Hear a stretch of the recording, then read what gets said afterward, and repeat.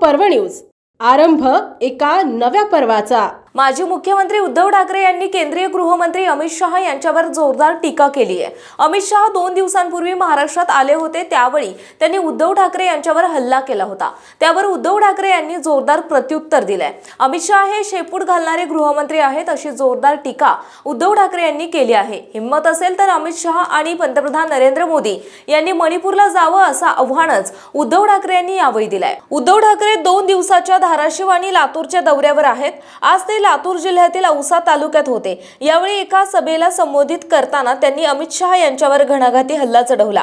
अमित शहा महाराष्ट्रात आले होते, मणिपूर पेटलं, तिथं जायची त्यांची हिम्मत झाली नाही, तिथे शेपूट घातलं आणि महाराष्ट्रात येत आहेत, फणा काढत आहेत। हा नागोबा काश्मीरमध्ये जायची त्याची हिम्मत नाही, अरुणाचलमध्ये चीन घुसलंय, तिथे जात नाही, तिथेही शेपूट घातलंय। असा हा शेपूट घाल्या गृहमंत्री महाराष्ट्रात आला आणि आमच्यावर फणा काढून गेला। माझ्यावर काय बोलले त्याचा मी नंतरच्या सभेत समाचार घेईल, पण त्यांची या राज्यामधून जायची हिम्मत होत नाही, असा हल्ला उद्धव ठाकरे यांनी चढवला।